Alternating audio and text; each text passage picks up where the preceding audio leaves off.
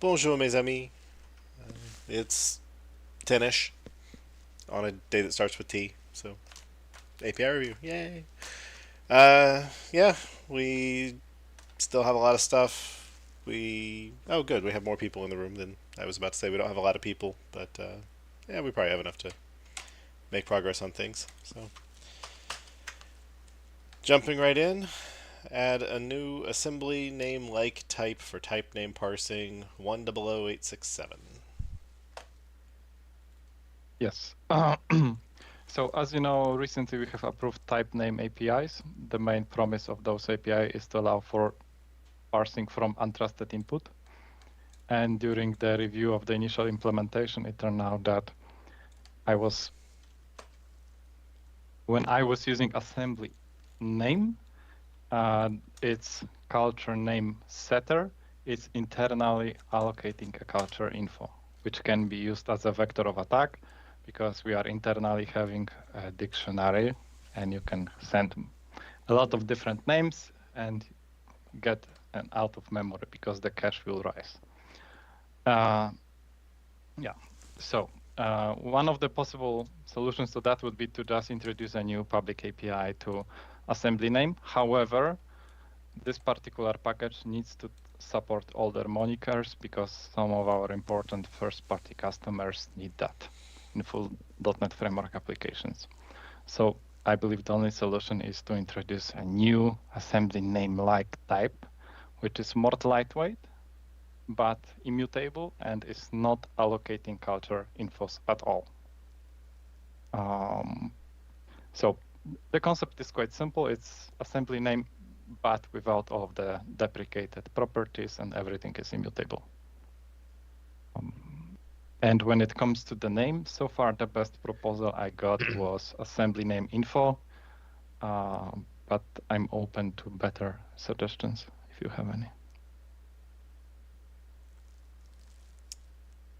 The type consists of name, full name, which are non-nullable because they're always present. The version is nullable.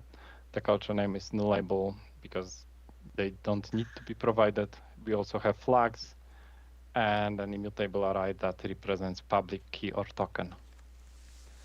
And we can turn it to assembly name on demand. And we also have two methods for parsing. One that throws when the name is invalid, another that returns false when it's invalid. And if we approve this API, I'm going to need to change the type name that was approved, namely remove one property and one method and replace it with the new type, as you can see in the diff. What's the equivalent of assembly simple name on the new type? Just name. Okay. In terms of naming, I mean, the two things we could do is we already have a similar issue with custom attributes where we introduced a new type later, and they called it custom attribute data. So you could call it assembly name data. The other option would be calling a definition. I mean, there's a lot of definition types in the namespace already. I mean, yes, they're basically just the resolved version of the handles, but if you squint hard enough, it's more or less the same concept here as well. Yeah, my concern with the info suffix is it feels like it belongs to where we tried the type info versus type split. So it feels like it's a dead type based on its name. That's true, actually, yeah. We generally don't like info because it doesn't add anything, but the problem is the good name is taken. We call it assembly name too. We also have a few things called assembly info already throughout various parts of the BCL and ASP.NET. Assembly info? Yeah, like there's Microsoft Visual Basic Application Services assembly info, and then there's one in ASP.NET that's used for a few things. There's a few of them, surprisingly. I mean, then namespaces I don't care about, so. Wait, what assembly info are you referring to? In ASP.NET Core or? No, it's system web configuration. The good one, you know? Of course. Yeah. Having brought up the info suffix and saying why it feels like a dead type name, I prefer it to data. Okay. How about read-only assembly name or immutable assembly name? So immutable, I think if we go down that path, I think you would want to have withers, which I don't think we care about. Mm. So it's a pure data holder, so I wouldn't bother with having withers anywhere in there. Okay. Is there a So better name data- for name? I mean, good luck with that. I'm just inquiring, like if the runtime, if the assembly loader doesn't actually call it like an assembly name, if it thinks of it as more, you know, assembly description or assembly load context. No, that's already something else. I'm just wondering if we have any other names for this concept. So Like in native IoT is having an internal type for that is called runtime assembly name. Jan, I interrupted you, sorry. yeah, that's one of the names. Other names is that we use in the runtime internally is assembly name parts. You know, like it's kind of the parts that the parse assembly name parse produces. Chat suggests the word identifier, so I assume that would be assembly identifier. I'd be worried that could get confused with assembly ID, which is already a concept. I was gonna say, so then we would shorten that to assembly ID, which sounds great. So why can't we use it? This Well, is this is actually so- how Levi has called it in his prototype. But I wasn't aware of the fact that such type is already taken. Yeah, I'd rather go with something like assembly name data or something, because at least you know what it is. Like, you know, looking at this was like, I don't know what an assembly name is. And then data is like, yeah, whatever. You look into it, it's like, oh, it has name, full name, version, culture, got it. So I think assembly name parts is also fine. It's just always weird to have plural type names, right? Yeah, I mean, data and info are both in English. We don't know if they're singular or plural anymore. Yeah.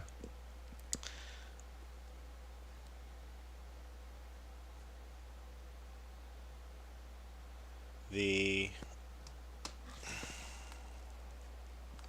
what was I looking at? I don't remember.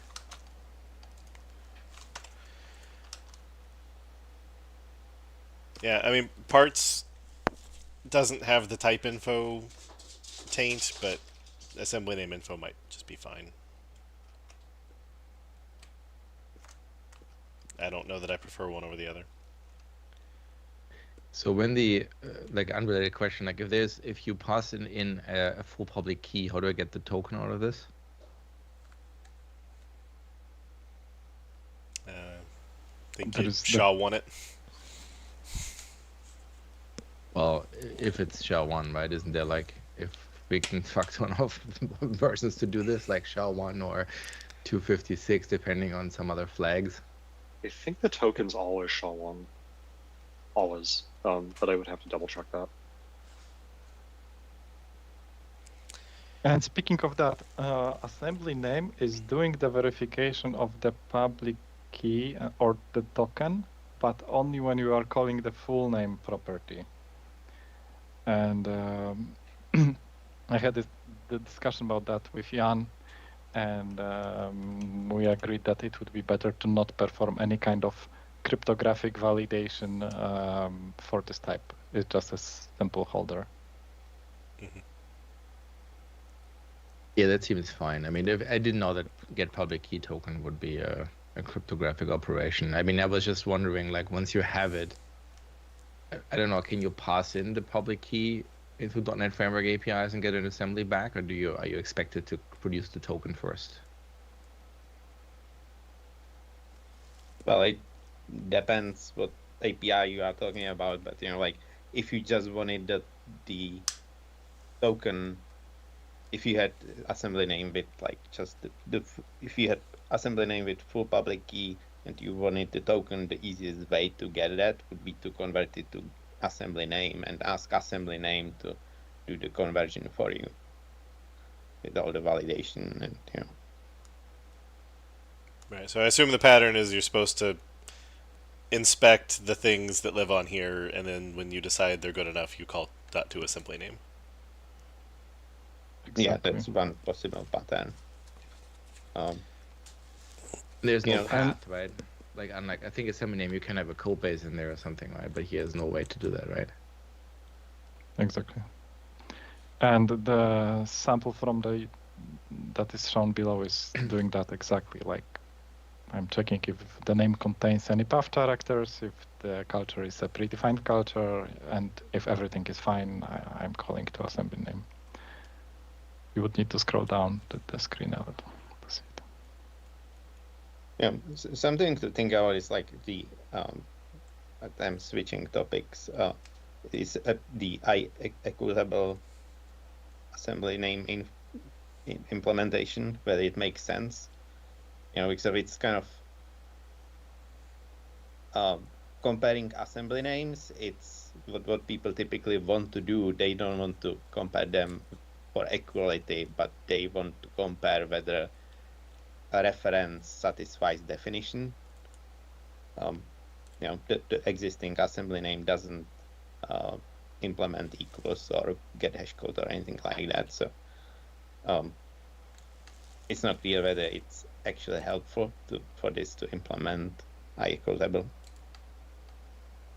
Well, I guess it depends on how you want to do this, right? Like I would have expected if I want to validate this, I would probably compare it to an allow list of things I care about, right? And then anything that's not in that list, I rejected. So I would only care about, is literally the thing I put there, where everything just matches. Yeah, including exact version, like probably. Yeah, probably. You don't want to do that for allow list, I don't know.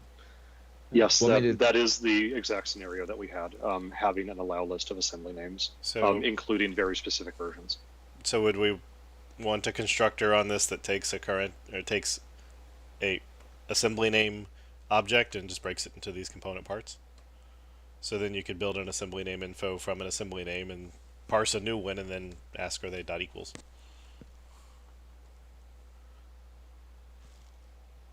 So you lost me at the constructing a new one. So right now, new assembly name info, if you have an assembly name, you'd have to say new assembly name info of assembly name.name, assembly name.version, assembly name.culture.name, assembly name. Wherever you get those flags from. So I just wonder if we want a constructor that takes assembly name. The inverse, basically. I see. Got it. Yeah. Why would you like to have the info if you already have assembly name? Or to populate the allow list. Yeah, if this is being the thing that's equatable. So it's I'm willing to allow the assembly that defines, type of food.assembly, that assembly name, this is on the allow list. And then you're like, oh, well, the only way that I can do that now is to get one of these guys and call .to assembly name, which is the thing that you're trying to avoid. And again, you can use it with the current constructor. If this is supposed to be a equivalent-ish representation, then basically we want the to and the from would be a constructor.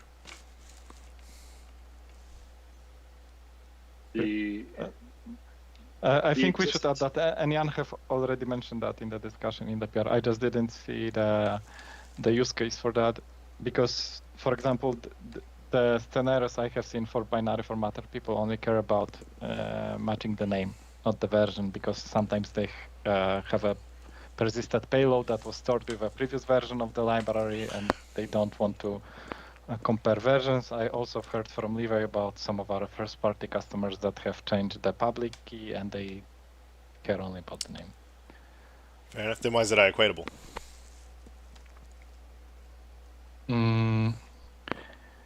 That's a good question. I can give an answer as to what the existing implementation of this does.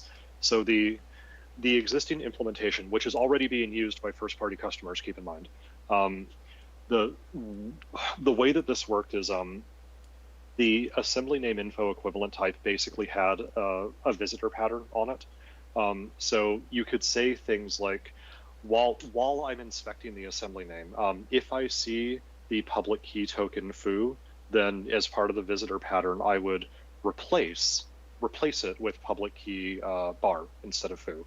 If I saw version 14, I would replace it with version 16, for instance.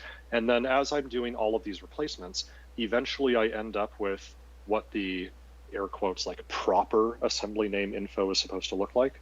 And now I compared that against what's in the allow list. And that is a stronger comparison than just doing the name by itself, because it does give you the name and version and culture and public key. It's just they have all been individually mutated such that you can do a comparison with the final object against what you expect it to be there. The flags property is a little novel, because flags you never see in incoming serialized payloads. You only ever see it in runtime assembly names. So if you're parsing a fully qualified type name, you would never expect to see flags. So we only That have it is- here so we can use it for everything? That is true. However, the existing implementation is using flags to also represent the architecture, which is exposed by an obsolete assembly name property. And this is kind of where there's a little bit of a disconnect between scenarios here, right? Because if you're using this to represent runtime information, like at runtime you're going to have a whole lot of information available to you. If you're using this to represent what's coming in over the wire, you're only going to have a subset of that information available to you. And at the point where you're doing comparison, like you don't care about those differences because you simply don't even know what the correct values are supposed to be. Like it should actually be an error to read that on the wire, to read information like flags on the wire. Like you never ever expect it to be there. Right. Well, you don't expect it to be there in the binary serializer, scenario, but it's like valid part of the assembly name. It's kind of ignored for the most part, but yeah. The particular scenarios when you're calling like type.assembly qualified name effectively, because it's not just binary formatter that does this, right? Like JSON, Newton Soft JSON does this, Net Data Contract Serializer does this, and so on. So it's really interpreting those payloads, and that's I don't really know what to make of the flags property there, because it does potentially make it a little more difficult to use this API in those scenarios if you also make the API I-equitable. So I guess what I'm wondering is like, based last time we talked about the binary serializer, right? The idea was when you bind types, you generally want to ignore assembly name altogether because of us moving types all over the place, right? So it's not just ignoring the public key token. For the most part, you're like, well, I don't even care what assembly this type is in, so long it's a system.blah. I accept the system.blah. What are the scenarios then where you read payloads from the wire and you care deeply about what the assembly name is? We have partners who basically say, like, I have an assembly where all of my models are in Microsoft.whatever service.models.dll. So if something is coming specifically from that assembly, allow it. And that assembly would also have an associated version, public key, and whatnot. So it's mostly to make statements about your own types then, I guess, rather than framework types. Yeah. Right. You started saying, Jan?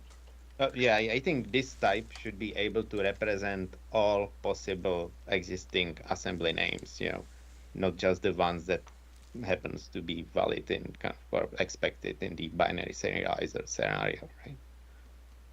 Well, at that point, like, are we just reinventing assembly name then? Like, I mean, yes. Pretty much, except we make it immutable and not have it do crazy shit.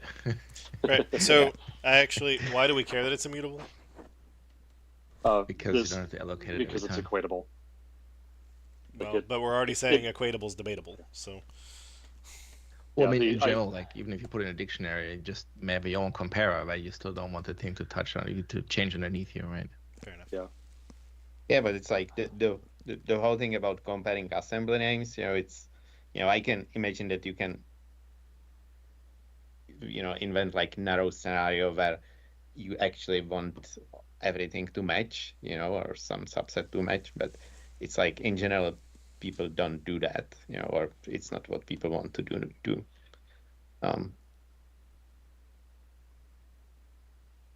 Like the immutability is kind of nice to have.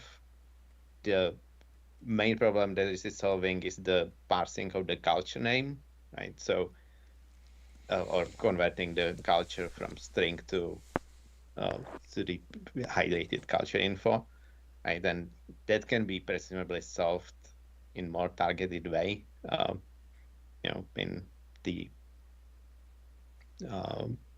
in the type name parser API. We have the options back, so they probably can invent something that says, oh, don't ever convert culture to whatever, or have a delegate, in the option back, that in the type name parser options back, that you can supply to provide your own converter for culture infos that does whatever validation you want, or drops it on the floor, or But isn't that moving opinions down into a very fundamental base layer, which is what we were trying to avoid? If it's delegate, right? Hey, here's my custom culture info converter. That's not opinion, right? It's basically just extension hook, like. But it's opinionated in the sense that you're saying this property requires special treatment as opposed to any other property on the type parser.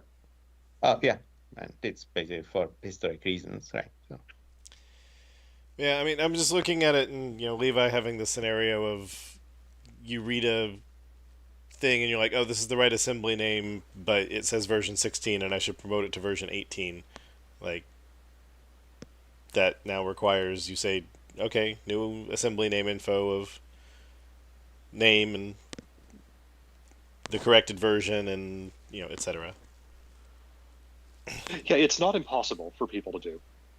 It was just a convenience primarily.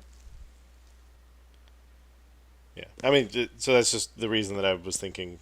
It sounds like it should be get set, but if y'all like the get, so yeah, so I guess it sounded like there's debate on whether flag should be there. There's debate on whether it should be I-equatable, and I asked if we wanted the other constructor, and I don't think I got a good answer. And we could certainly add it later, the constructor.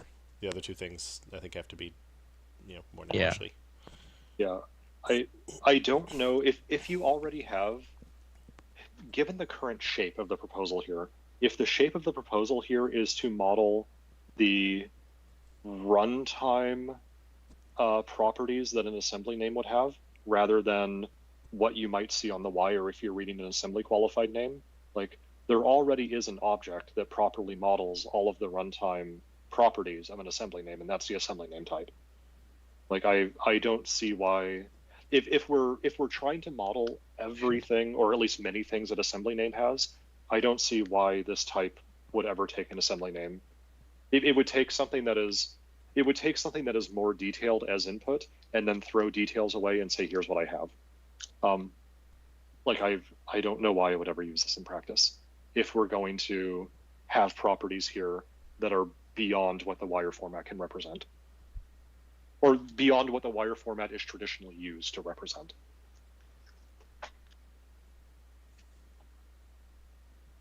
And I would also drop I-equatable at that point. Right. But at that point, like, you may as well just use assembly name. Right. Because to me, the I-equatable is only really valuable, or it seems most valuable, if you have a conversion from assembly name. Granted, there's a detailed constructor. You can make one of these from an assembly name if you want, but the only thing I saw of why it would be I-equatable was to compare it to a known value, which you would get from an assembly name. I guess you can do assembly name dot full name, or assembly name info dot parse of assembly name dot full name if you don't like, dotting multiple times. Yeah, but again, like, things like flags are going to break you there.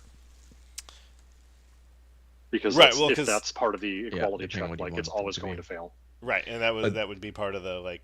But if we have the constructor, do we then need to suppress flags because you'll never read the flags? So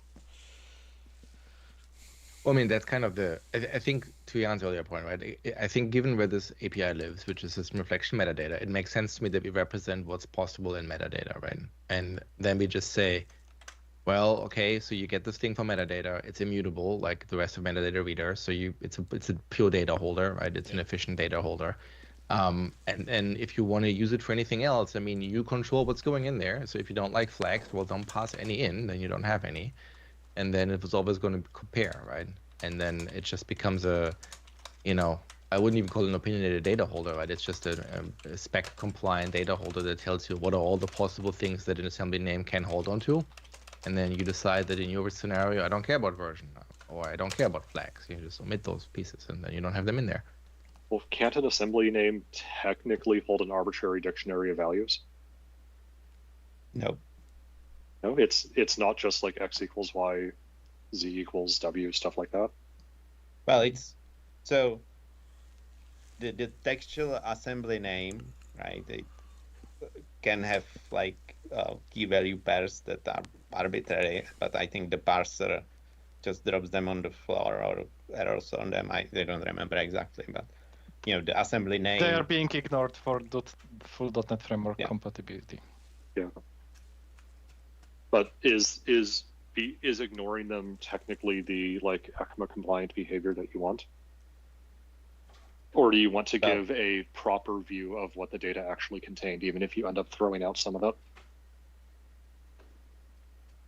Well, it's like, we define the system reflection metadata APIs, and the system reflection metadata APIs in general don't give you access to every byte in the underlying format, right? It's like it's lossy abstraction in general.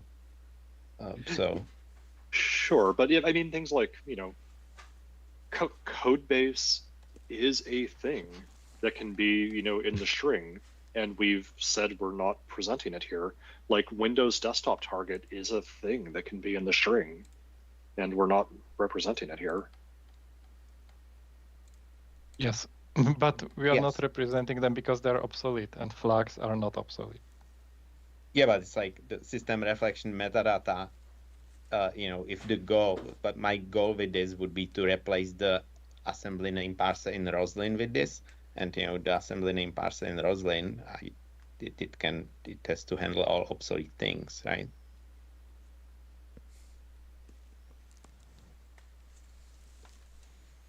So I'm not sure what you're suggesting. You're saying it should handle all the things that the parser has to handle today to be actually replaceable? Yeah, I think so.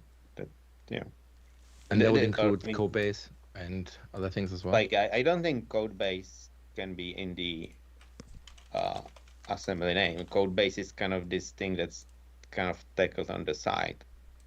I don't think you can have assembly name with code base. No, you're right. The parser would drop it, but at runtime we would populate it. You're right. Yeah, it's like Yeah. code base. It's like this completely weird property that has like nothing to do with like assembly name parsing. But the rest of the stuff, like the content type, or the architecture, that are obsolete, but they can be there, and they are probably in number of assembly names out there. Right. And currently, the way I have implemented is that if you specify architecture, it will be expressed in the flags, and if you call to assembly name, this assembly name will have the architecture set. So it's So there, I it's wanted just to have different. like a round trip, like. Mm-hmm. So basically, if you provide a string to assembly name, which internally does the parsing, or you pass the string to this type and then call to assembly name, you get two exactly the same assembly names. Mm-hmm.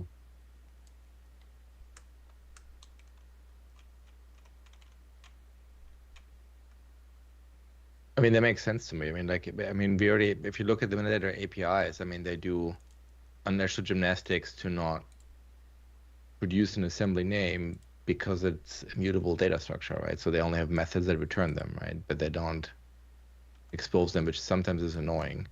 So I think with this type, they would be able to use it, and then that becomes, you know, the primary type they would be using. I wouldn't Yes. say that the metadata APIs do unusual tricks to avoid. Well, I mean, tricks exposing might be the assembly wrong line. way, but like, you know, you would expect that an assembly definition has a property, right? But it doesn't because, well, it's a mutable thing, so it wouldn't make sense to do that. Well, you know, that property can create a fresh one every time, right? So Well, yeah, but they don't want to allocate on every time you access it, right? So it's kind of that's why I'm saying they basically have like individual properties exposed and they have a method, basically. That's what I mean, rather than just giving you a dot, you know, assembly name property. That's what I meant.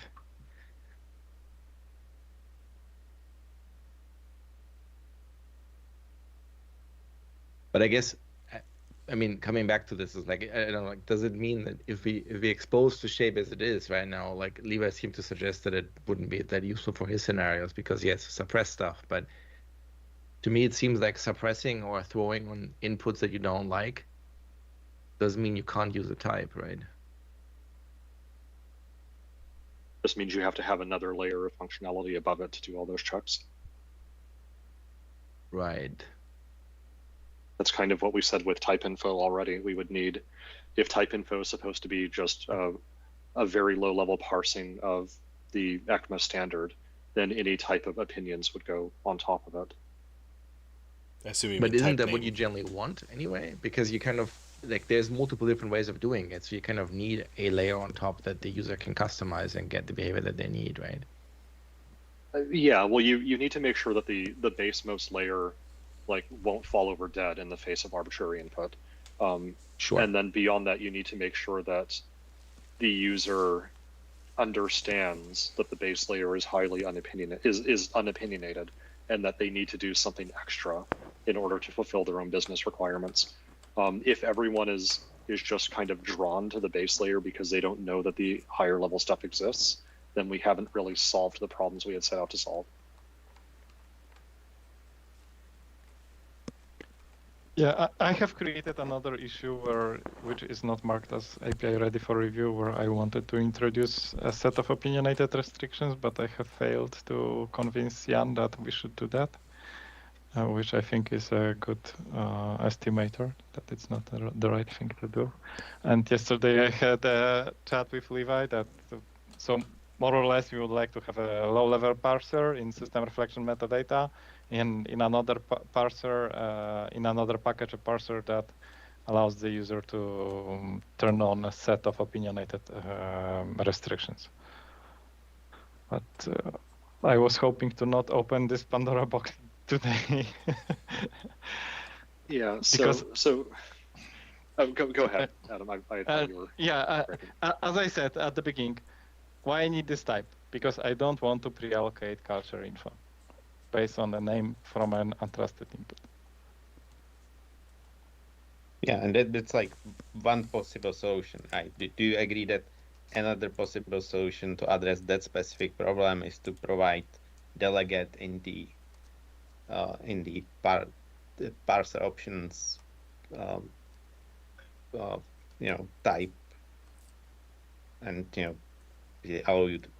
that would allow you to customize the, you know, the string to culture info conversion? Yes and not. So first of all, it's yes, it's a possible solution. It works fine, but I think it would be like one way to customize it, and we need more ways. So then we would have a question: why this customization is in the base layer, but the other ones, for example, I don't want path characters in assembly names, are in the other layer.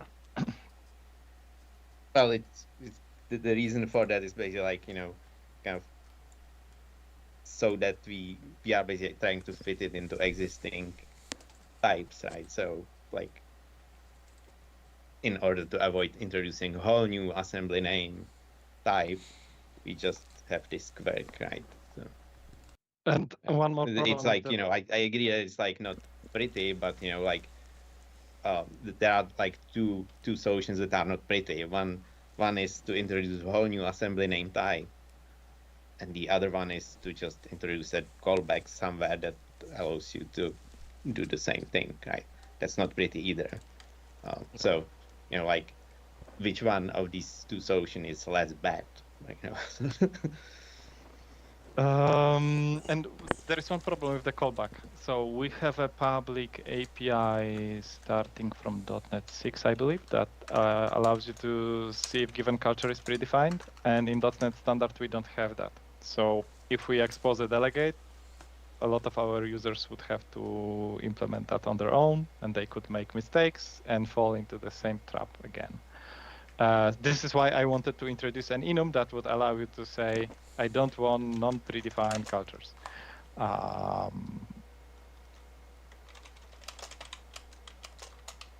Levi? Yeah, I think an enum would probably make more sense than a callback, and the enum should default to predefined only. But all of that said, like the difference between having a callback is not necessarily saying I'm unopinionated, because what you're saying at that point is whatever opinionated layer sits on top of it can't just sit on top, it actually has to wrap the entire operation, because you need to know what the opinion is, what the callback is, before you even call parse. It would be impossible to say someone else is providing this data to me, and then I'm taking that data and seeing if it is valid per my business logic. Like at the point where they've already instantiated the object, if you didn't have a say in how it was instantiated, the object could already be poisoned in a way that you can't work around. Well, you need these kind of opinions for, like, if you like, I don't see a difference between that and the existing the limit on the complexity. That's also an opinion that you need to know ahead of time, and you cannot just let it do its thing and then decide, oh, I actually want it like different limit on complexity. Right? The difference there is that we've already put our foot down and said, like, this thing will not have boundless complexity by default. So if we wanted to say take an enum or take a callback or whatever, then the default implementation would be predefined only, and that would match the fact that we have a default depth for this API, right? It means that you could call the API with all the defaults and know that it's safe for any type of input.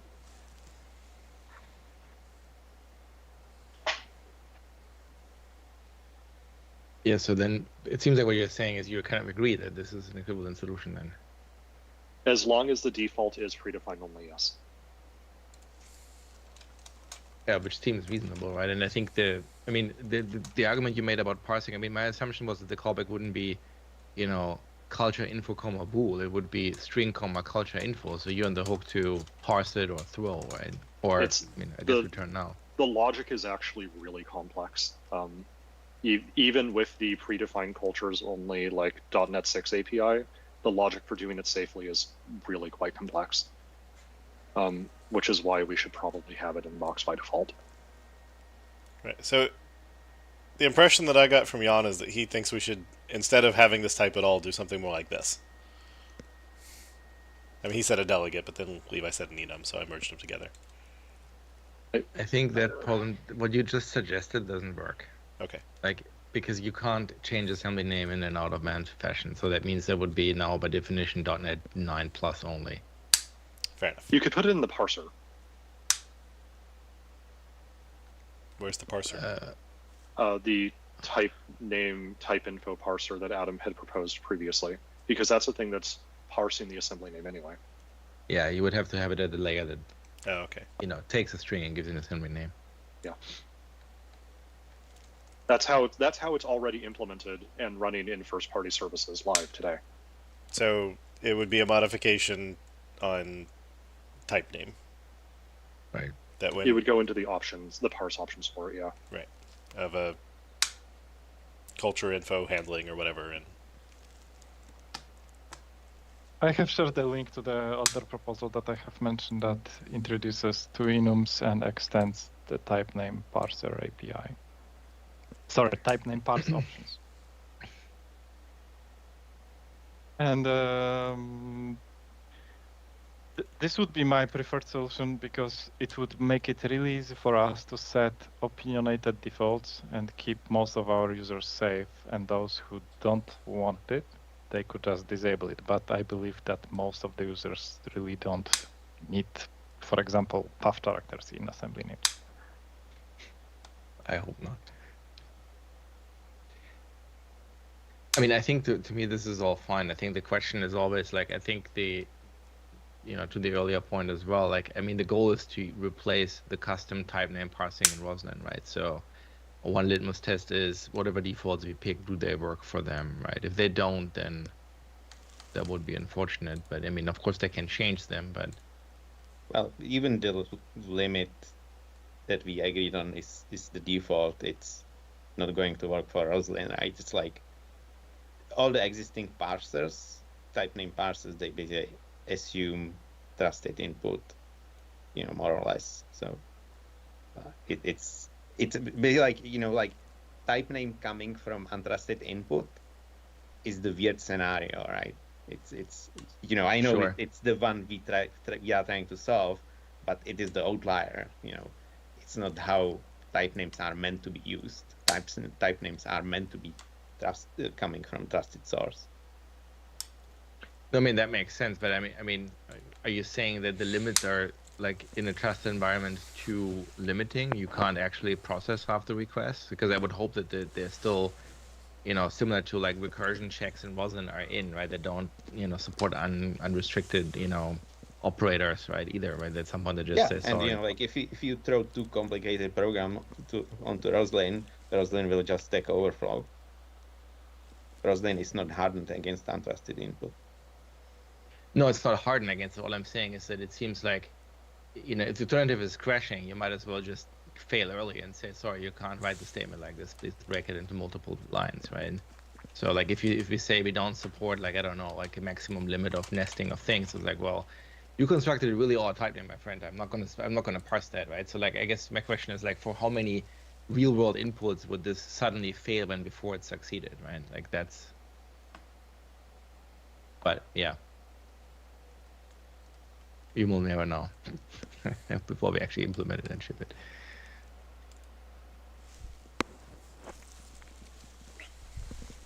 But this is question of the defaults. I think like if we want to make the defaults like more restrictive,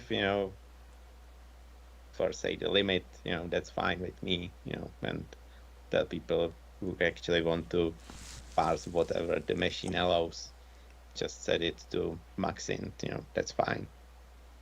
Yeah, that's kind of where I was heading. It's like, I mean, to my understanding of like secure defaults is you still live in a world where you think reasonable inputs will work, right? It's you just don't allow it to be unbounded, right? Yeah, Which and is- speaking of that, I have done a study and I have loaded all of the assemblies from the SDK repo, and it turned out the max complexity I was able to get was 6. So I think the limit of 20 is very reasonable. And Jan, please keep in mind that the CLR will use it, but we won't provide opinionated defaults for CLR, of course, so everything will work as it used to work. And this is the new API that is supposed to solve the problem we are having, which is like parsing from untrusted input. So this is why we want to have these opinions. And we have lost a lot of money because we didn't have them. So yeah, I understand. Yeah, I understand that. I'm just saying, like, I think this is like whether the defaults should be optimized for this weird scenario that shouldn't have happened in the first place, or whether, the defaults should be aligned with that scenario, and I think aligning defaults to this like scenario that's weird and, that shouldn't have been allowed in the first place, it sounds kind of odd to me, but it's, I guess it depends on how you see it, right? I think there's only so many Roslyns in the world, right? It's reasonable to say if you build Roslyn and you have to bump the complexity to 20, then that's fine. But then the average guy just doing typename.parse, maybe they just accept the defaults, and the defaults will, we only allow up to like 10, and then we just blow up. Yeah, but my kind of, I believe that type names should always come from trusted source. Type name coming from untrusted source are kind of, like it's like don't do it. That's like bad. Like it's like if you do that, you have like much bigger problem than some limit. No, I completely agree with you. But if you saw my inbox, you would cry. All right, so Well, I mean, I think this is the problem with serialization, right? To some extent, it is by definition, you're taking data from another source, right? And then, what is a type name versus just a name in the JSON file? Is like there's a very, a very, very gray line. everything's the problem with serializers. Yes.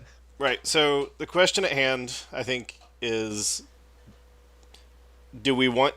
So we've now gone existential. Do we want this type? Because if the only reason we have this type is to prevent instantiating a culture info, and we think we want to fix that with flags on type name, then the answer is we reject this and we move on. I mean, I think that's kind of where we jumped the gun, maybe. Like, I'm not convinced that adding this type is that ugly. Like, I think it is. Like, to me, there's like two problems, right? There's the immutability and then there is the other behavior that assembly name has, which might be surprising, right?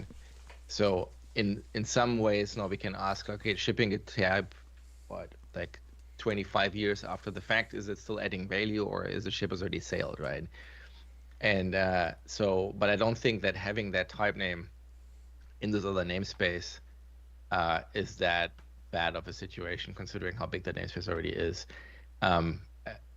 It makes sense, the type as it is proposed here as a data holder, and then in that sense it would be fine. I think the problem is going to be, like, no matter what type we have, if it holds data, there's always going to be parse behaviors and configuration data that you have to probably provide anyway. So I think, like, the idea that you can just instantiate a type and then it will always have the behavior that any reasonable user wants to have, that probably doesn't fly no matter what, right? That's also true with the type name parsing API, right? That's why we already have configuration data. So to me, the fact that we may want to have some other policies on top of that allows or disallows certain things in this data seems reasonable and doesn't necessarily serve as a strike against the type as it's proposed here. Now, how you solve the type name parsing for cultures, I mean, I would agree with Levi that I would prefer probably an enum over an actual delegate, because every time you have a delegate, it's basically an invitation for the customer to write code, and then they better get it right? Versus if you just say you can choose between A and B, right? But then there's only so many ways you can fuck this up. Versus if you have a func, well, then there's plenty of ways where you can fuck this up. And so, in that sense, I think I would probably prefer that. But if that's the only place where we need it, maybe we just start with that and then see where we go from here. But I'm equally not opposed to having assembly name info. I think, to me, that seems like a fine type to have. Okay, so given that we have it, and it's in system reflection metadata, I was convinced by either Jan's argument or I think you didn't mean at all that convinced me, nevertheless, that anything that is legal to read off of assembly metadata needs to be on this type, whether or not it makes sense in deserialization. And I think that means it's version compatibility, processor architecture, and maybe hash algorithm. Yeah, there's a handful of things on there. Basically, the three things that it says here are obsolete, don't use them. If they're things that can be read from an assembly description, we should have them here in the type. I mean, I would back it off of what is actually exposed in reflection metadata, and I think if you look at assembly definition and assembly reference in there, they don't expose that much.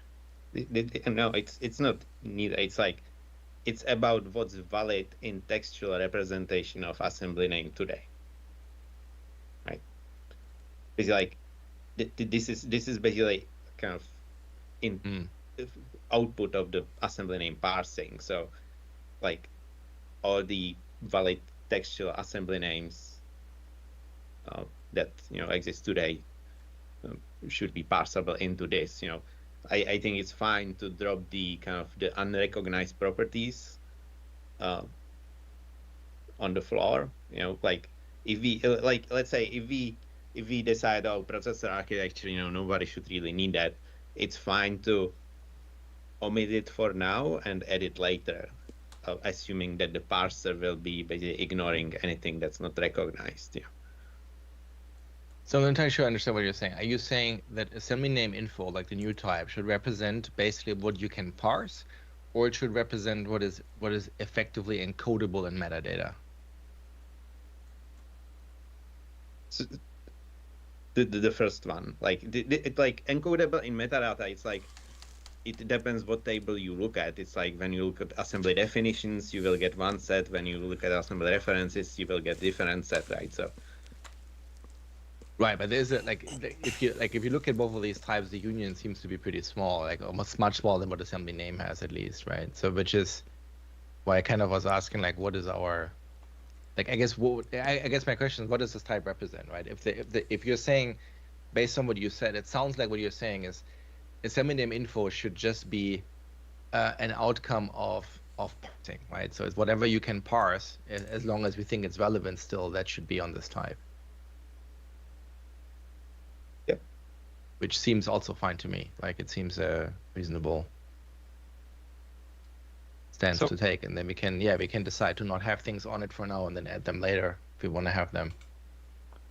I took a quick look at what can be provided. Version in the string, culture, public key token, retargetable equals yes, which is expressed via flags, and the only thing that is not represented right now and can be included in the string is assembly content type Windows runtime, which is another enum. So if we don't include this enum right now, but in the future we need it, we can add it here. Isn't processor architecture also? Yeah, so internally it's also represented via the assembly name flags by some bit magic, doing some and. I just mean it's that it's part of the string. Yeah. Because in framework, in .NET Framework 1.0 and 1.1, you didn't have, I don't think we had MSIL yet, so everything was either 32 or 64-bit. And rather, it was specifically, oh no, because it was, even the worst one, because we had the IA64. Everyone's least favorite architecture. Sorry, Intel. So they're on the flags, except they're not actually encoded as publicly visible enums. It's just some other bits in there, right? Well, because the assembly name flag just says, I'm not MSIL, right? Well, assembly name flags is even less. It's just, these. So no, there's bits smuggled in the enum. Yeah, that's what I mean. So there's basically there's other bits that are not exposed, basically. Yeah. Okay. Yeah, that's fine. So architecture, the Windows runtime thingy, and the third property, we think they sort of belong, but we currently feel we don't care. Is that what the room feels? Yeah. We don't feel like adding them, but if anybody cared, we would. So, yeah, I mean, the Windows runtime one, for example, are they even relevant today? Like, I don't know. It's round tripped. Relevant for back compat, right? By there is also in the system reflection metadata, there is assembly flags enum, not assembly name flags, but assembly flags. Right. That has actually the Windows runtime thingy. Yeah. So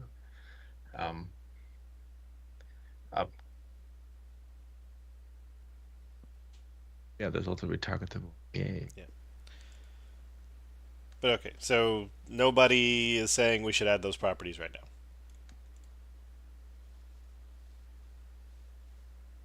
Okay. These being the esoteric ones, but the one you just highlighted, I would hope you would have those, because yeah, sorry. Yeah. Nobody's saying this list should gain content type, processor architecture, hash algorithm, and version compatibility. Right. Okay. So the immutable array, which was our pre-discussion, looking at the shape here, I personally would think it would be fine if this just took byte array in and was read-only span out. Or if it took read-only span in and made a copy and was read-only span out. If you approve read-only span, I'm very happy with that. If it's read-only I span like in, those. it has to make a copy. I heart RAWs, so So I'm fine with saying this doesn't need to take the dependency on immutable array. doesn't the Yeah. package already take a dependency on it though? Well, like does. the entire thing is in metadata reader, which already has a dependency on it, right? Yeah. And the reason initially I wanted to introduce a constructor that would be accepting a byte array, but then when I was implementing that, I have realized that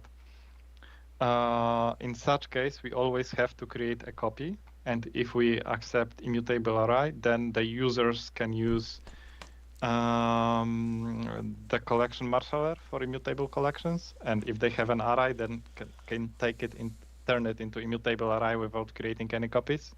Right. So they can make this choice. And I mean, it could take array in, and we could say the caller has to expect that they've given up the array to the type. The weird one is if the property exposes the array back out, then now we're telling every caller, don't mess with this or it'll break the universe. Right. And so go ahead. So I would be very happy with that because I don't like to create copies, especially in low-level APIs. And one of my goals is to not introduce a regression while changing the parser. Yeah. And this would make it more visible. So yeah, then the question becomes: should the public key or token be read-only span or read-only memory? And read-only memory is more versatile, but maybe we don't want that for some. So yeah, I think it's read-only memory might actually be better. But I mean, in a sense, this is about as big as a string, right? So right, I can't really think of a place where somebody would need it as a memory to talk about it. But this is if we know we're taking in a byte array and we're just exposing that byte array through a read-only projection, the most flexible projection is read-only memory. And right. remember, people can write to a read-only span. Yeah. Right. And You can turn them Wouldn't it into a be- pointer. wouldn't it be nice for kind of the shape or the kind of the nature of this type to be similar to the type name? Like type name returns some things as immutable arrays. So is that correct? Okay, It I is mean, correct. if we like the immutable array, it's fine. I thought Adam was wishing it wasn't. Yeah, so in the original type name API, I was returning read-only span, but then Jeremy said that it's not okay. So personally, I would prefer to return a read-only memory everywhere because I wouldn't need to do all of the magic with immutable arrays. For core lib and system reflection metadata, because at the end of the day they will be reusing this code. So we can change the type name to return read-only memory of type names for get generic arguments in this modification because the PR has not been merged yet, and then just expose read-only memory everywhere. Yeah, ROM byte in, and because read-only memory of byte in a constructor means you're holding the reference, so that would communicate, don't change this or you're going to break the world, and then we could read-only memory of byte it on the way back out.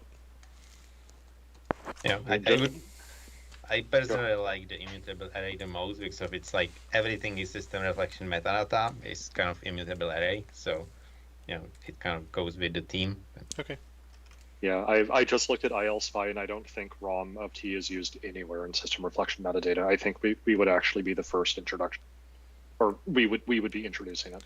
All right. Again, so if immutable array is more consistent, then we'll stick with that. And if Adam needs to use it in core lib, he just gets to type alias immutable array to be read-only memory of byte, basically.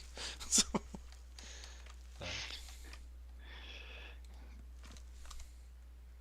okay. So now we're back to IEquatable. If this is going to have a whole bunch of properties on it, then IEquatable gets much less useful, because those properties, you might not care about equality over all of the properties. You probably only care about equality over a subset of them. So I would be okay with ripping it out at that point. Same here, and the reason I have added that is that I looked at the internal implementations of similar types, and the runtime assembly name from native AOT was implementing IQ table by doing the comparison of all fields. And I was like, if they're using that, then most likely some other people need that. And this is why I have added that. I know it sounds dumb, but I wouldn't, like these parts of native AOT are over-engineered, so I wouldn't kind of read too much into that. So, okay. Yeah. So one thing, if we drop the IQ label on assembly name info, should it be dropped on type name as well? Because type name needs to call equals on the assembly name.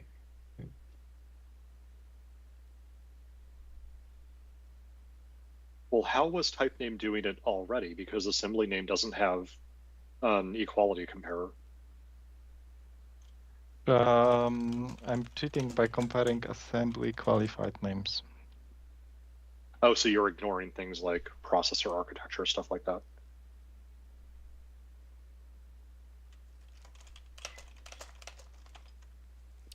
That kind of makes sense, I guess.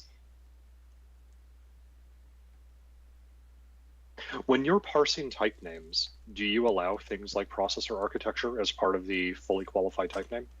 Or as part of the assembly qualified type name? I do, because the CLR loader was already allowing for that because it was internally using assembly name.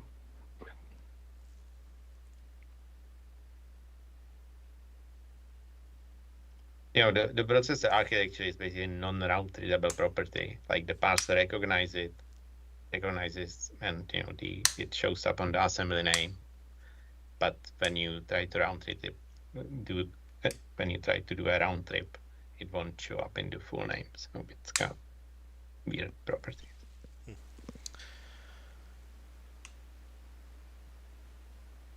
Yes, and assembly name has plenty of these weird properties, and this is why I haven't included them here, because I just wanted all of us to forget about them.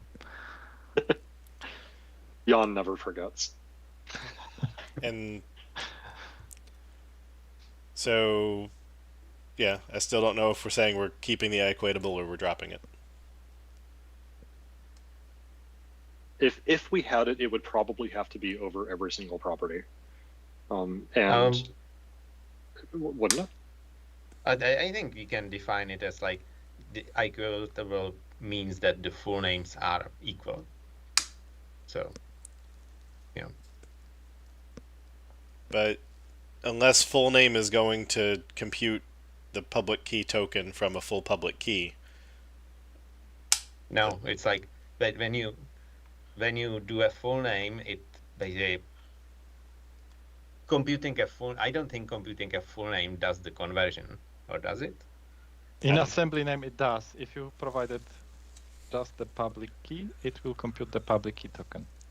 Okay, so it's like non-route even public key is kind of not round readable.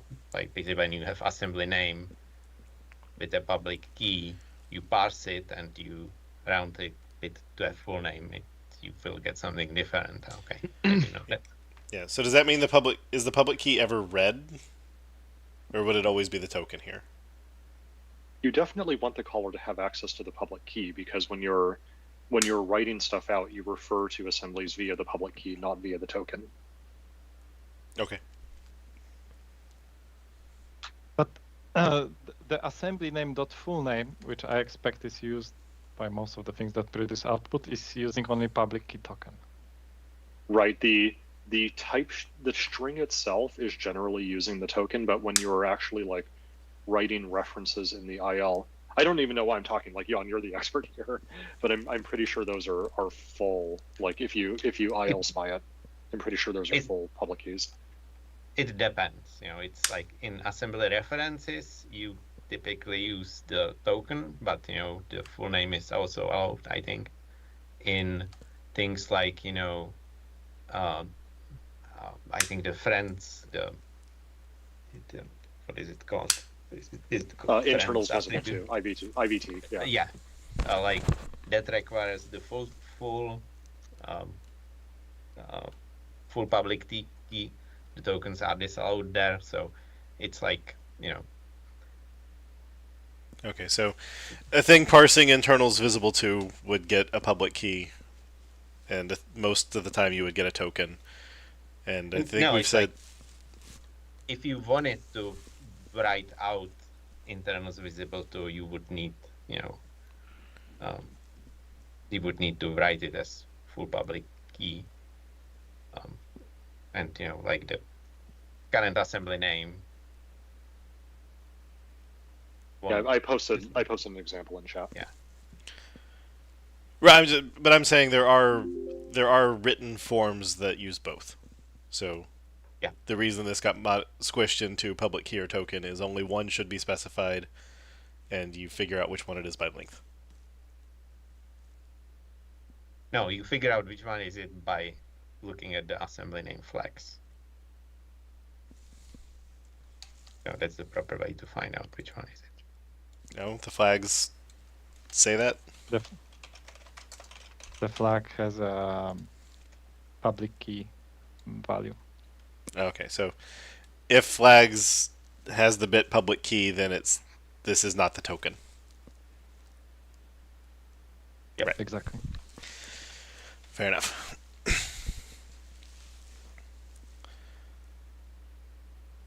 So if this is public key, is it writing the token or the public key in full name?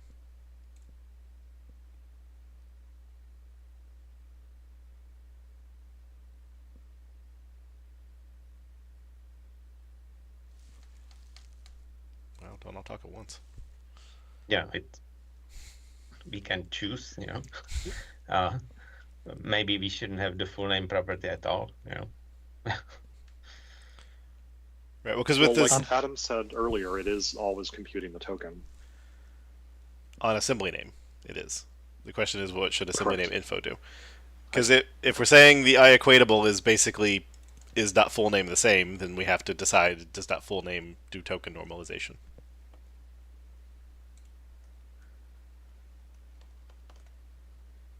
That it would maybe ignore the other flags, or at least ones that don't show up in the string. But I guess you guys can decide that in implementation. But so really the question is, do you think the IEquatable still makes sense? And if it still makes sense, then it still makes sense. Presumably that means there should be a public equals method here somewhere, unless you meant it to be explicit implementation only. Oh, I was just lazy and I was hoping that just defining the interface is enough. Well, it needs to define get hash code and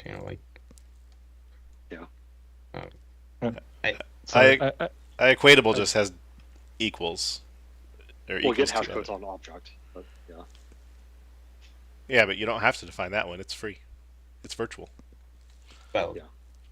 You have to if you want to have a valid IEquatable Sorry, implementation. Right. That's true. I guess I was just asking, were you intending it to be explicitly implemented or publicly implicitly implemented? I was not intending the implicit implementation. I think it's very, very weird. Like if you implement IEquatable, you should also override equals object and get hash code.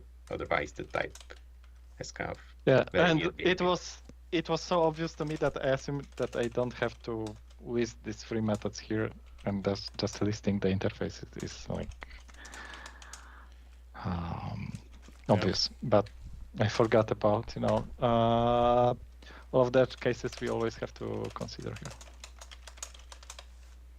Okay, I added them in just to show that it's not suggesting an explicit implementation. I mean, I see Tanner's on the call. Like, we could always, have another half-hour discussion on whether IEquatable should have static operator equals and not equals. by default. Can we have that conversation after this type gets approved? I think that says for value types. Yeah. Oh, nope. Just consider overloading the operators whenever implementing equatable. But it's consider, so, Yeah. do what you want. Except it gets confusing in reference types when you do it. So, really, its value type should do it.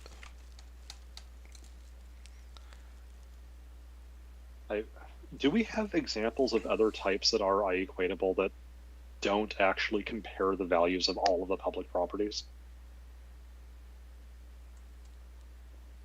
Like just anywhere in the framework? I think so, because I think we have some like half read-only objects that only equate their half read-onliness. But Such as? I can't think of one specifically, and I don't want to switch my screen to where I can search reference source, because that's complicated, and we've already spent an hour and 10 minutes on this issue, and I'd like to wrap it up. So, so I mean, we can say it's equatable for now, and if we think it doesn't make sense, we can remove it before shipping. Or the other option is we remove it now and we add it later when we think it makes sense. I'm fine with both. Yeah, we can always edit later. So, but if we remove it, we should remove it on both assembly name info and type name, right? Probably. Probably. So let's remove them and ship. I'm going to ship this in preview 4, get feedback, and in case it needed, add this in next preview. Yeah. Executive decision. I love it. Adam has spoken. Okay.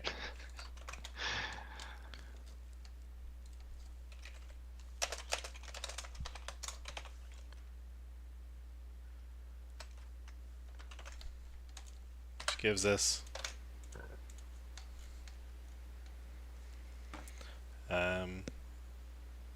we didn't change anything except we removed equatable, except I didn't actually remove it, so I should do that.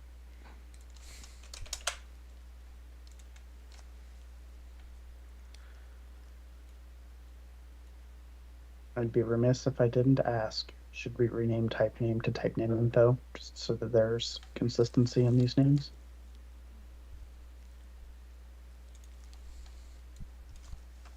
No, hell no.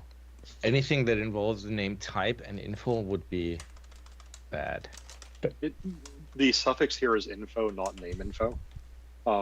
Info is a suffix on the existing assembly name type, and a suffix on the existing type. I think you lost me there, but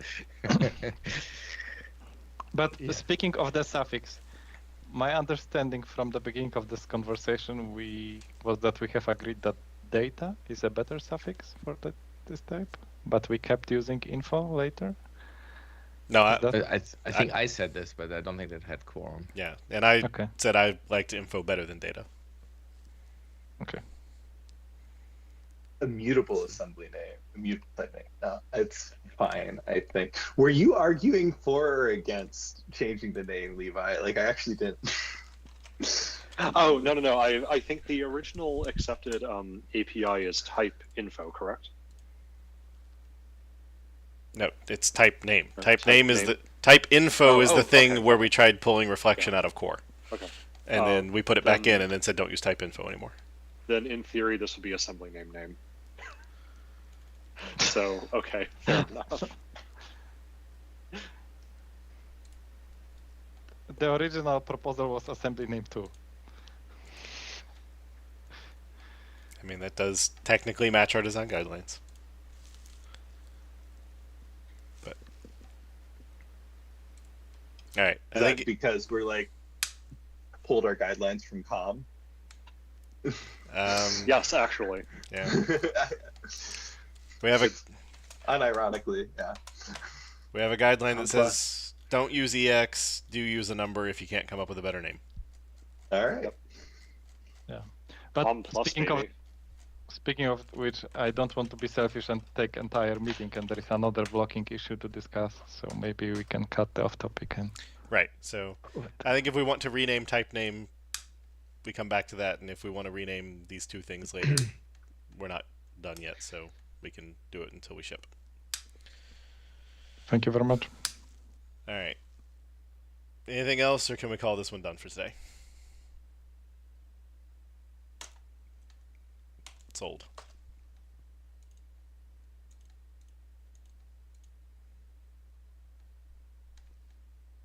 Thank you, Adam and Jan. Thank you very much. All right, the other blocking issue. Hey, that's me. So on the ASN decoder type, in system formats ASN1, we currently have the ability to only read full values, and then from ASN tag you can read the first bytes, but we don't have an API that lets a streaming reader know how far it needs to read in a stream to find the end of the current content. And since I need that in a project I'm working on, I'm currently calling the internal method via reflection, which is bad, so it means it needs to be a public method. The verb I used here is decode, but everything else on ASN decoder says read, and so maybe it should be read length and try read length, but this is also weird because very few things should ever need this. They generally want the ones we already approved. That's why they got approved. So there you go. There's my whole spiel. Can I ask some questions? Sure. So I understand how you're supposed to use this API. This doesn't give you the length of like a whole ASN1 triple. This is an actual length. Right. So the way you use this API is, assuming you have valid ASN1 data, you use ASN1 tag to read the tag. That gives you a bytes consumed. You slice off the tag. Then the slice is what goes into this. Yep. This gives you the length, maybe, if it's not indefinite. So, and then everything after bytes consumed in this is the ASN1 content. Yeah. The 1970s named content octets. Yeah.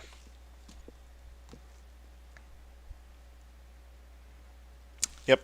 That's why it's weird, and we've never needed it before. But I think we've had multiple places that we've kind of rewritten the length decoding, especially when it's dir and we have the tight encoding, but that's not always what we want.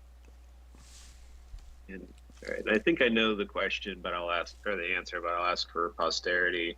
This returns int because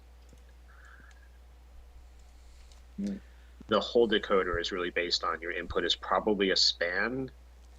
So there's, what does it do if on the off chance the length is like a terabyte? Throw? Yeah, it throws.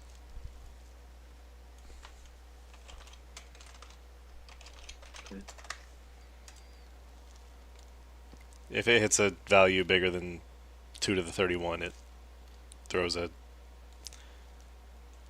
unrepresentable value. That guy, link too big. Which it'll also get later after it looks at numbers. But yes, the potential inentification of this would be, along with the rest of the framework, a very expensive process.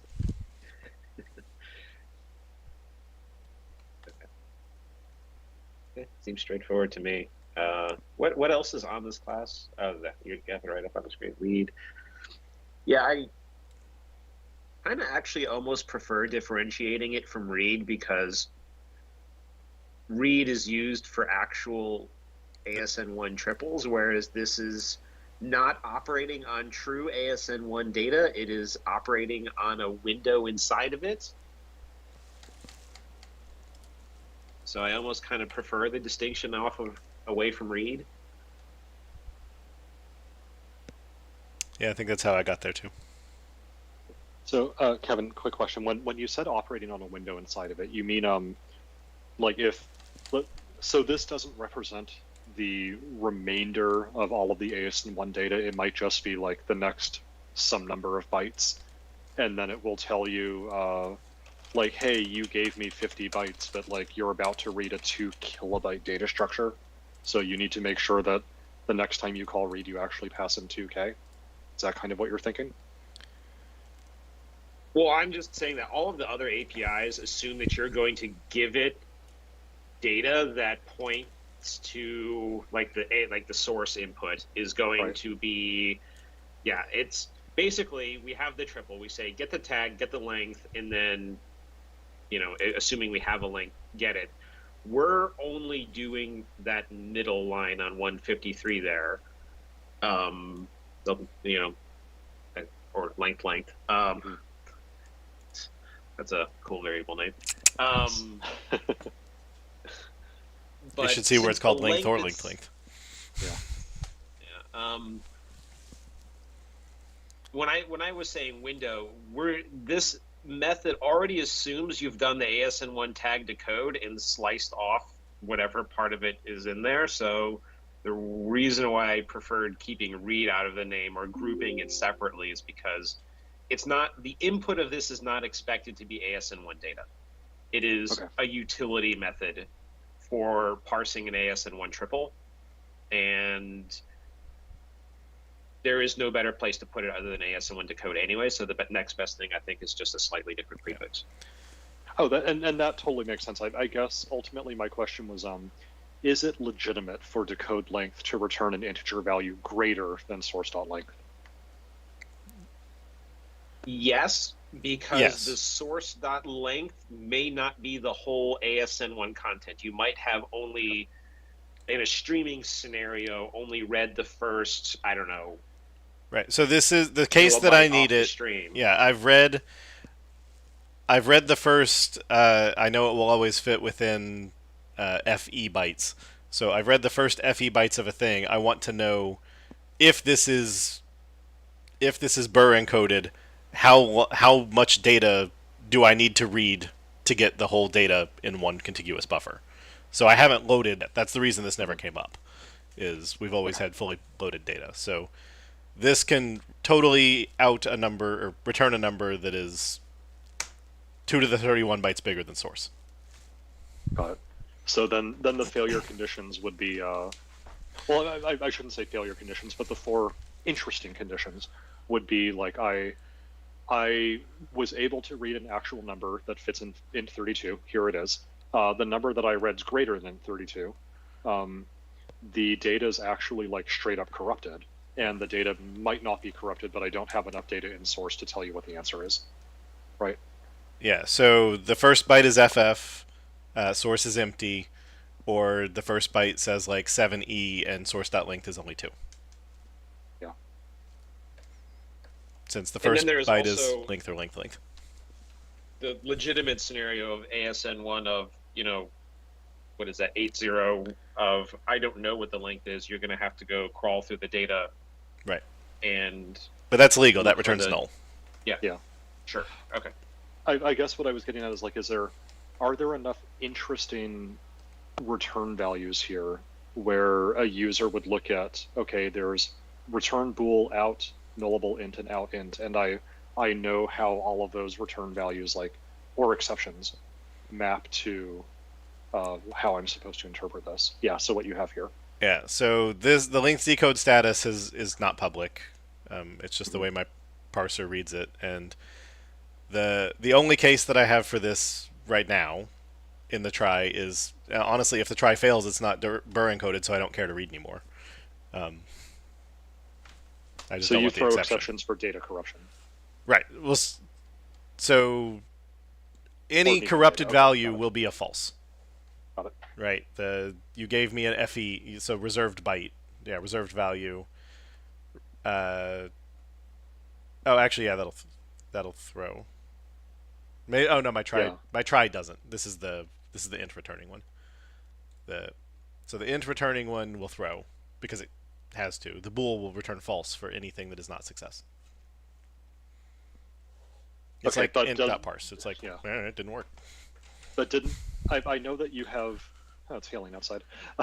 I know that you have opinions on like whether APIs should return false or throw to distinguish between like give me more data before I can give you an answer, and it doesn't matter how much more data you give me, I'm never going to give you what you want. Well, that's for like a try right. Okay. We don't have a destination, so it doesn't mean destination's too small. If we wanted to expose this as operation status, we could. We just don't have any consumers for it yet. And since this is only returning int, I don't really know that it needs to return an operation status. If this was returning big int, because ASN1 data can be that big, it would make sense. But at this point, you know, if I was using decode length, and let's say I was reading from a stream, you know, what's int32 max as an ASN1 length? It's what, 6 bytes encoded? If you're dir. So you could just say, yeah, if you're dir. So you would probably just say, you know, read a kilobyte or whatever off of your stream and just start parsing. The operation status would be useful if you're like really need to like go to your stream over and over and over again. But I don't really know that that's useful in this scenario where we're only returning. According to my math, you can do it with. I need 8.1 because I know the tag's going to be 3.0. So, and that's all good. It's just I know that it's something that you, especially Jeremy, have mentioned in previous reviews, and I wanted to make sure that like the try method here matched the same patterns that you had already established in prior sessions. It sounds like the answer is yes. Yeah, and again, that's for try write. Try read.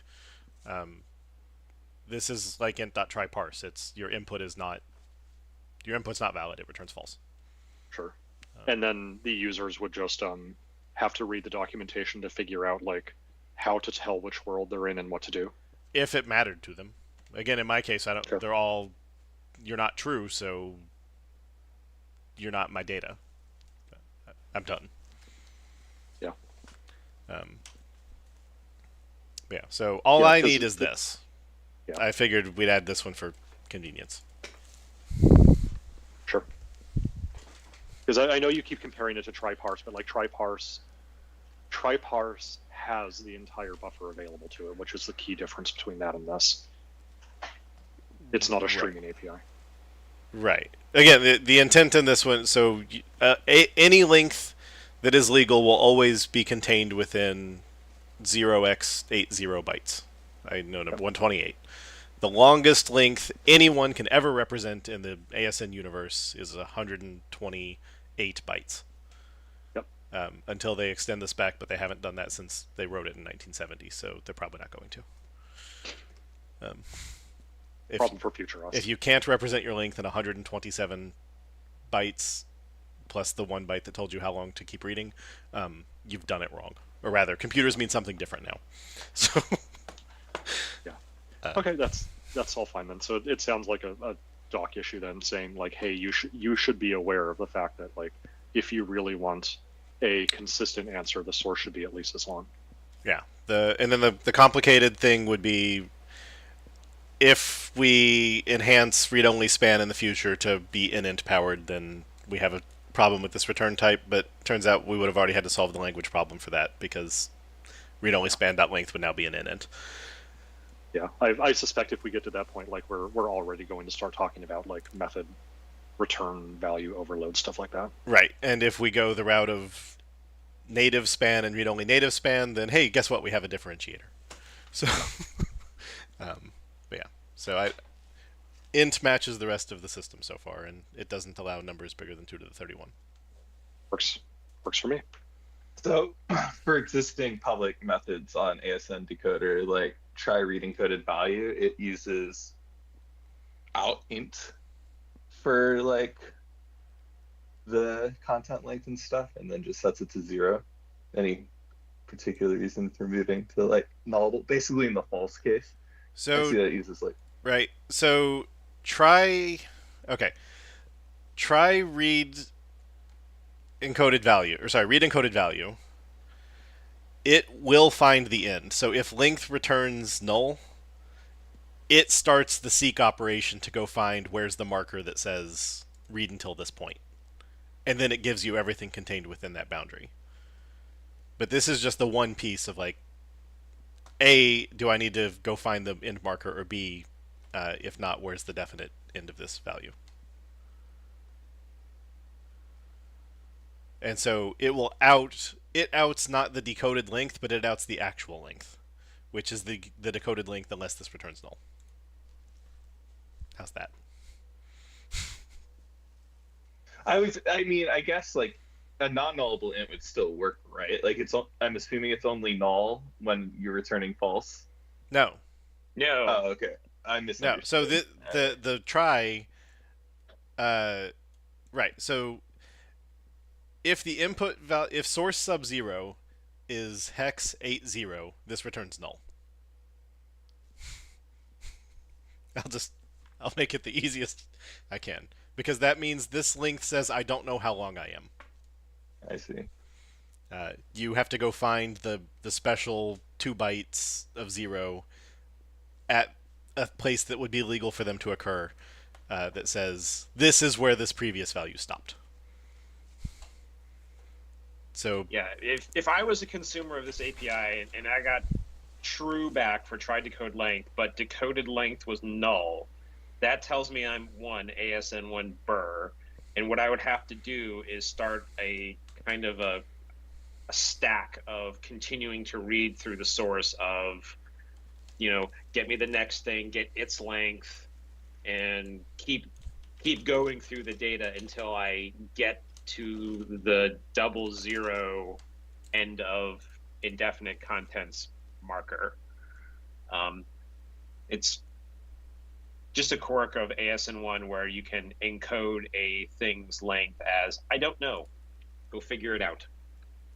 All right, yeah, that's the part I was missing. Yeah. Thank you. Yeah, it's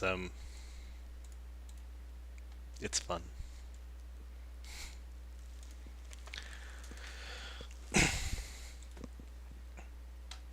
All right. Any other feedback?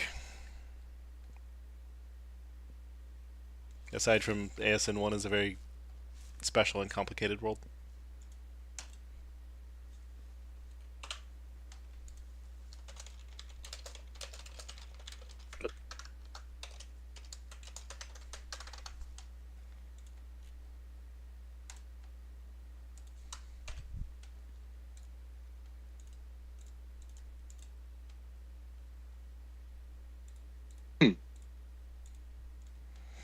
All right, shake squeezing 99645. Kevin, welcome. Hey, that's me.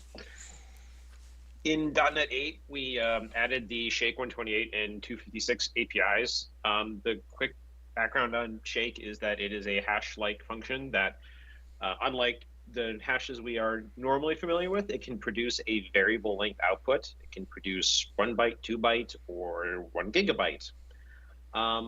When we implemented this in .NET 8, we added the ability to say, get me a hash of a particular length.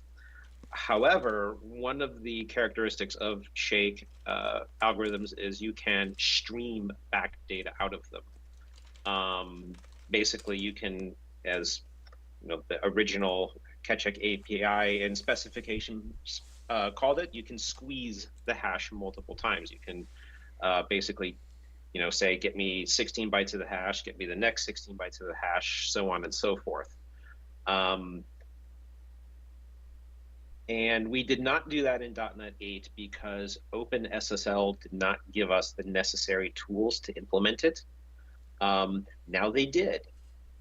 So now we have the ability to implement this for the platforms that do support the Shake algorithms. So the proposal is to add a read method. We settled on read after much debate. I originally called it squeeze, but settled on read, which, once you've appended data to your hash, you can just read from it over and over and over until you get all the data that you want out of it. There are a couple reasons why somebody might want to do this, but in particular, the driving factor is it is one of the reasons why Shake was designed the way that it is. And there are other standards and specifications that are going to use Shake as a source to sample data from, and you don't know how much you need to sample until you have actually read the data. So we have read there. We can either fill a buffer, or to be consistent with the rest of the APIs on the classes, return a byte array if you give us a length. To support this scenario, in other ways, we introduced a reset API. So when you're done reading and you want to reuse the instance, you can call reset. Our existing APIs that do, like get hash and reset, do that all as, one operation. Since we're kind of intentionally here now saying these are all distinct operations and you can do these things in the order which you want them, it made sense to add a reset there. And then we also introduced a duplicate, which will give you back a new instance of the algorithm in the current state at which data has already been appended to it. We support getting the hash without resetting it right now with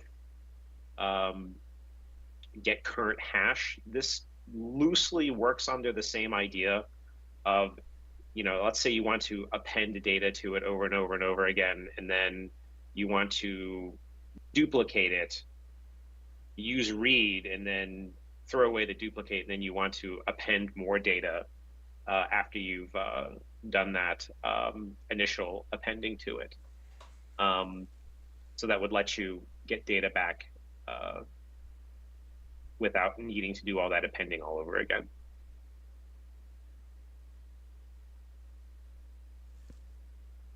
And since Shake 128 and Shake 256 are identical in API surfaces, it's there twice.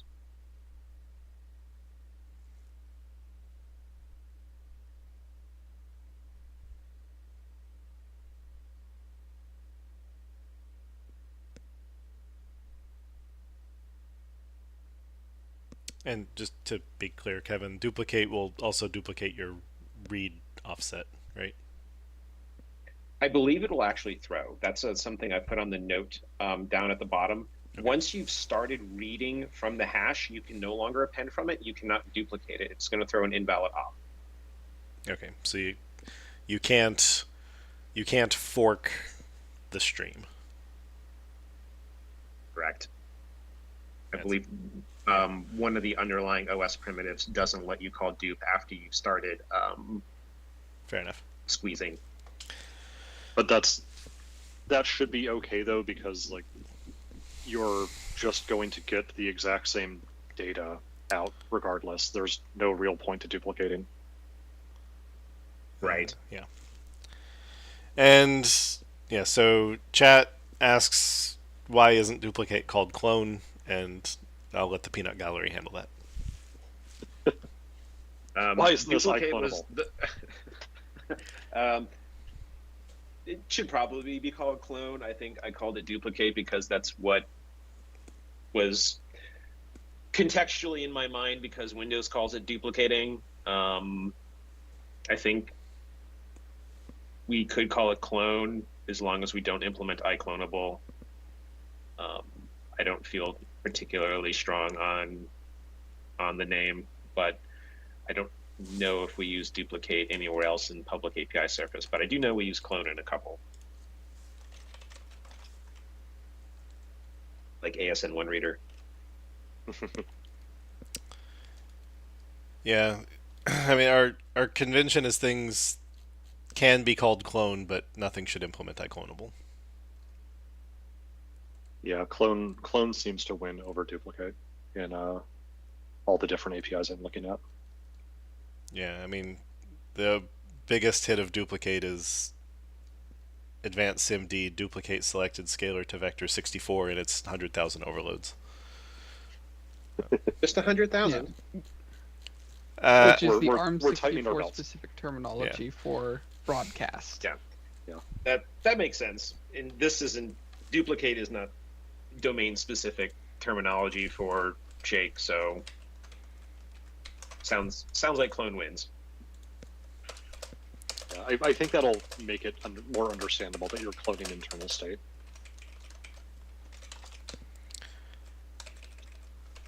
So the reason that iClonable in particular is rejected is because people don't know whether it's shallow or deep. Should we make it explicitly called shallow clone or deep clone to make it explicitly known what type of clone is happening?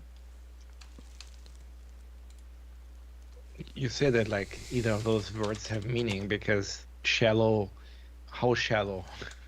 What exactly was clone, right? I mean, a shallow clone is literally like var a equals b. Anything that's not deep. Yeah. Well, but like Sure. I'm giving you another reference to the same object. I've done a shallow clone of it. Hooray! Shallow clone, in my understanding of it, usually implies one level deep, but like, Yeah. like what are the levels here? Like I assume, like what's the difference in this particular context? Like what would be deep versus shallow? There wouldn't be. I mean, the state of shake is opaque. You're not going to look into it, and in that particular sense, it doesn't make sense to offer one or the other. I think if you're looking for an answer, though, strictly more of a deep clone, because it does duplicate the opaque state within itself. But on the other hand, it implies that there is some kind of shallow clone that doesn't really exist.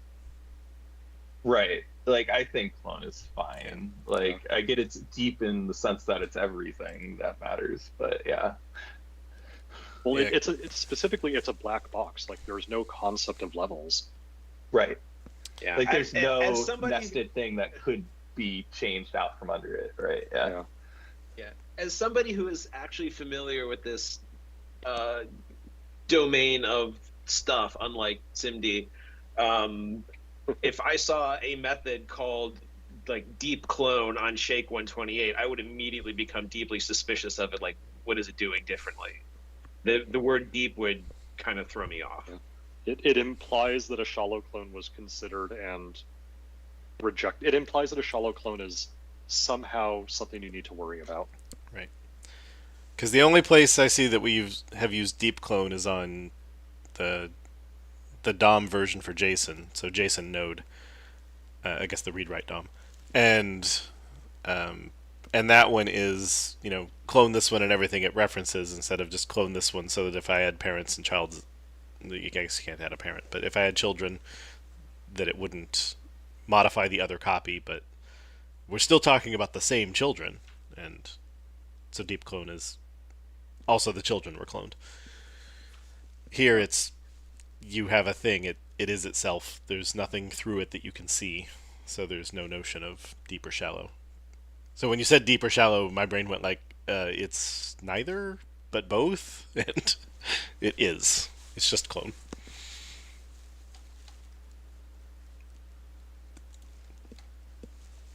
Do we need a capability check on this? That's a good question. That's something I put under risk is so. Oh yeah, it's there. Okay. In Windows, we don't, because Windows had the necessary pieces from the get-go. OpenSSL did not. They introduced Shake in, you know, OpenSSL 1.1, and they only added the API that we need until 3.2. We already have an is supported property, but it gives you back true for the current API surface. Now, if you want a capability check for this read functionality, I threw out a straw person example of is read supported, but that doesn't. I mean, we can implement duplicate without going all the way back. We can implement reset. So the only API that is like truly partitioned on OpenSSL 3.2 is read. So we could add an isRead supported property, or we could throw and just say, sorry, your OpenSSL version isn't new enough, but it's a little weird if that says is supported is true, and then throw saying, sorry. How likely is it that down-level versions of OpenSSL will be prominent within our ecosystem for the foreseeable future? Very. I mean, OpenSSL 3.0, I think, is the LTS version. It is. I suspect that 3.0 and 3.1 are not going to go anywhere anytime soon, or even 1.1.1, even though it's near end of life if it isn't already.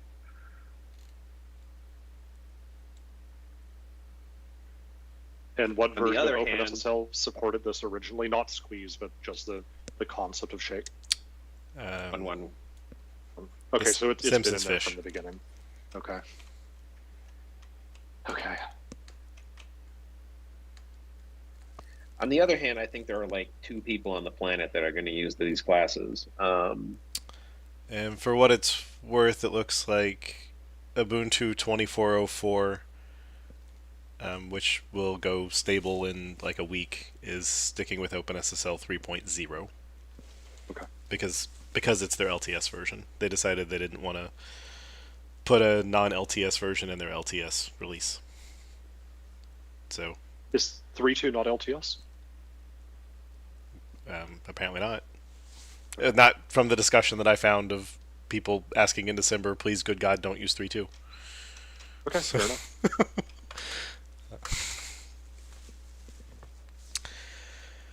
Yeah, so since it's on screen, instead of read, we also had extract, squeeze, and I tried to make Zoff a verb, but Kevin didn't like me verbing. And the most obvious answer would actually be to return a stream, but streams suck. So. Oh, for this, yeah. Yeah. Because basically what you'd be saying is, I want to go to streaming mode, and we'd be like, here's your stream. But read to end. Yeah. So yeah, read. get me length. Yeah. But yeah. So we can add the second supported property is read supported. Static can read. Since we were just talking about streams.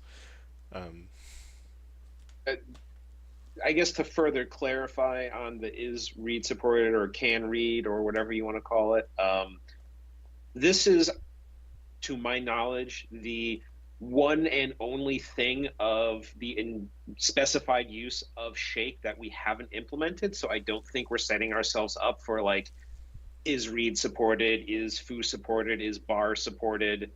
This is, once we implement this, I do not expect that we will be adding any additional capabilities on top of Shake. Whatever ends up coming later is something other than Shake. Yeah. I mean, I don't think we have this on Android or Mac yet, and so either of those could come in with OpenSSL 1.1 like support, but yeah, basically right now this property means, do I have OpenSSL at a point in time? So the property will lose meaning over time. Versus is supported, which is basically an OS question. So it's always variable. Yeah. I would be willing just to say, like, this is a wart. If you really care, try it, catch the exception, set a static somewhere. Yeah. And I think if we get another platform that doesn't support it, then that would give us evidence of why we should add the capability property. But I think if we add it, right, my gut says it'll be a point-in-time wart. And yeah. I'd rather see when we get people complain. That seems reasonable to me.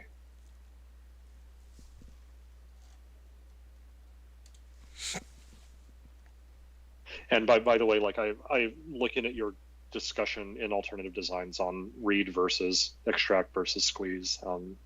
I think you have the right idea with the read.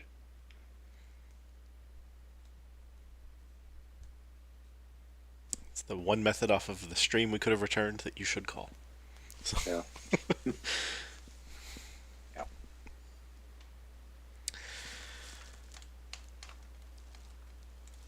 All right.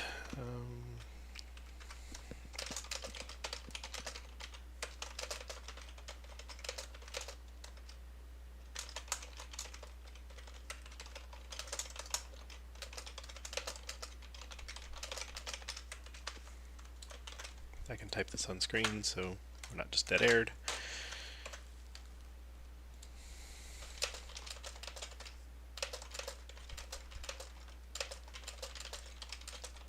By the way, the other thing is that APIs of .NET shows that Shake 128 and 256 are inbox and not provided by an OOB. Does that sound right to you, Jeremy? Yeah, the only algorithm that we had go backwards is the thing with the really long name, SP8. SP 800, 108, 800, yeah. KDF. Yeah. Okay. Yeah. The thing that people were asking for, yeah. Okay. Got it. Yep. Our general answer is 108 HMAC KDF. new algorithms are only on new versions. Sounds good. I brought it up only in the context of like, hey, do we have a split DLL again? But the answer sounds like no. Right. Yeah, we won't need to do nonsense with like blocking net8 from seeing these new methods in a back compat package. So, thankfully. Surprised we never put AES GCM in that back compat package. Nobody's screamed loud enough. There's an issue for it, and I tagged you on it, and I said, "Do you want this?" And you didn't say yes. Not yet. Yeah. And it's still prohibited asterisk internally. So no, so far no first parties are really clamoring for it.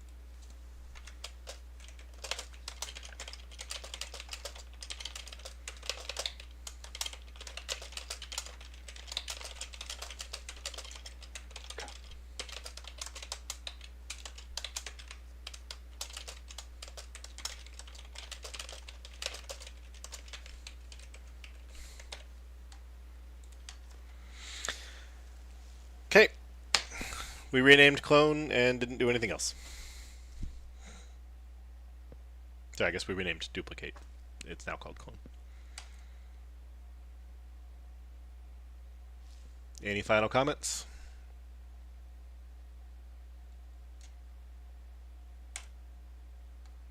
Thank you, Kevin. Thank you.